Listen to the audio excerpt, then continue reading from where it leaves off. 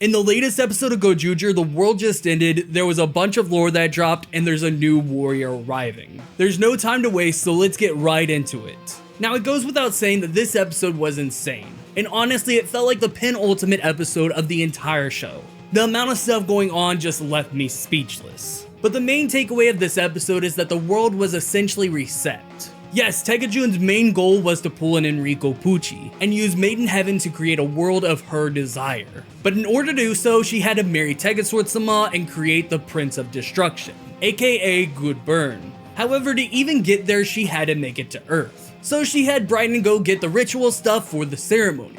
Once they were collected, she then had Kuon begin the ceremony by collecting human sacrifices, and obviously taking care of the Gozyugers who were preventing her wish from coming true. Once that's said and done, she then forces Tegasword-sama to kiss her, thus creating the Prince of Destruction, Good Burn. But this plan was thwarted by none other than Gozyu Polar, who then became the savior of the universe, taking Good Burn. But on the topic of Gozyu Polar, we have to talk about this guy because holy crap, there's so much to talk about with him. So let me give my full thoughts out there design-wise on Gozyu Polar, since I know that there's a bunch of people that have been asking me for them. Now, I'm gonna be straight up, I love the suit. I think the white, black, and blue color scheme is perfect. As for design-wise, I love how his suit actually looks similar to a boxing jacket, as his weapon is literally shaped like a boxing glove. And on the topic of his Morpher, I definitely like it and I might pick it up, it just depends on my money. But I find Gozyu Polar to be way more interesting lore-wise. So Gozyu Polar's real identity is Masahiro Kumade, or otherwise known as the True Savior #1.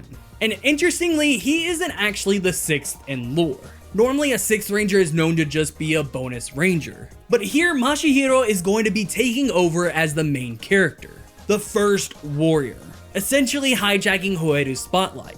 And hell, there's even a reason why he's the White Ranger. Reason being, white is the only color so far that has been able to overtake red in leadership. So that would basically make Gozyu Polar the main leader of the Gozyugers. So Masahiro is basically the 0th warrior, or would be the true first warrior. And that's reflected with him literally taking over Hoeru's spotlight. And in the preview, it already looks like Tegasword-sama already knows who he is, which is because he's the champion of the first ring battle. And to me, this guy is already giving me Geats vibes, which hell, this entire series at this point is giving me Geats vibes. But I'll get into that a bit more later. But my reason is that this guy seems very cocky. And I mean, bro saved the entire universe and is the previous winner of the Ring War. I think he has a right to be that way. But based on the preview, him and Hoeru won't get along, which given that he's an extra ranger, it makes sense. That's pretty much a staple for 6th rangers. But speaking of Gozyu Polar, with his arrival we got a new poster and oh boy, there's a lot to break down from it. First of all, the obvious thing is that Hoeru has been replaced by Gozyu Polar,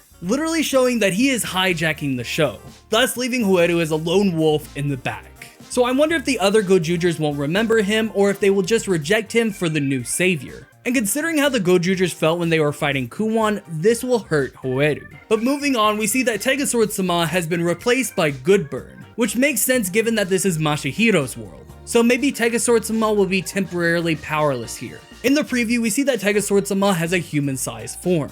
So maybe this is connected to Good Burn in some way. Maybe he was possibly drained of his power from the wedding ceremony. But the thing that has me most interested is the Polar Rings. From the looks of it, our next set of Universe Warriors will be ShinkenRed, Maji-Red, Lupin-Red, and Patron Ichigo. Which as a fan of 3 out of 4 of these shows, I am excited. Now the first thing that came to mind when I saw these is how will these things work with the Tegasword? Like will they change into a regular Sentai ring when used in the Tegasword? Or are the Universe Warriors going to get a repaint of Gozyu Polar's Morpher? Or are they just going to have compatibility with the Tegasword?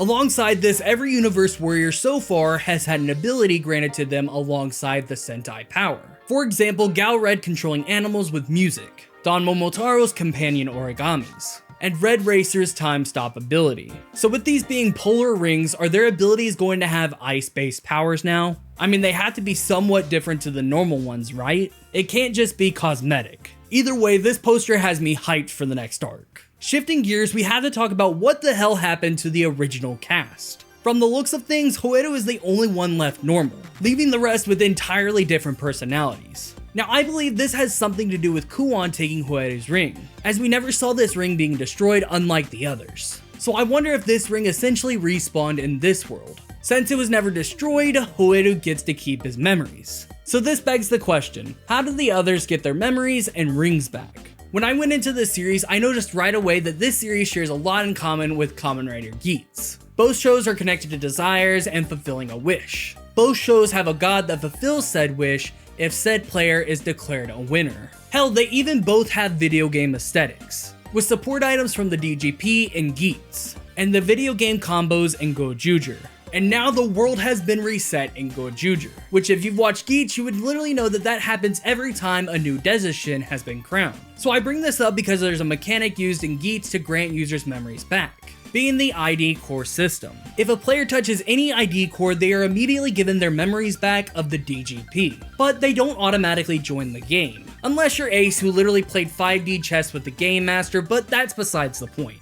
So with the Gozyugers, what if the rings act similar to the ID cores? Basically granting their memories after touching Hoeru's ring. We know through the Tegasword contract that the ring's power is connected to a desire, which is exactly how the ID cores work. So maybe the rings act just like them. However, I wonder why Tegasword-sama is human size. Maybe he only had enough power to give Hoeru his ring and memories back, and it's up to him to reunite the Gozyugers. But at that point, what would be the point of establishing these characters for the past 15 episodes? If these Gozyugers were going to have entirely different desires and wishes and entirely different memories. So I definitely believe that the ring will work just like ID cores. But that also makes me wonder what happened to Natsumi, aka Not Taya, or otherwise known as Kuwagata-Ohger. Like, the world just ended. Is his ring contract still valid, or has he suffered the same fate as these guys? Or did Goodburn grant him a polar ring with a contract with him?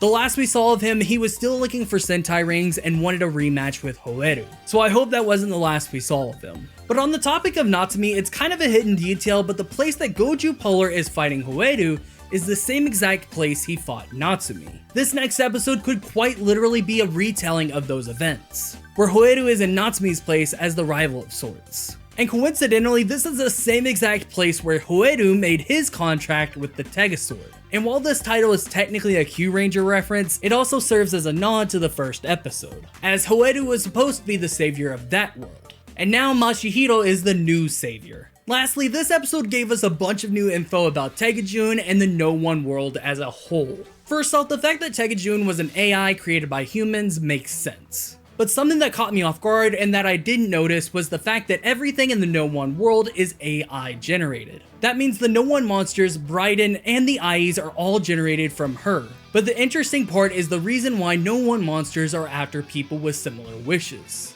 It's so that they can be generated as entities. And their designs weren't random, they were intentionally done. AI is known to misrecognize and misread things, so the modeling of the No One monsters reflects that. For example, the Manor No One is misread as the word manatee, so it looks like a manatee.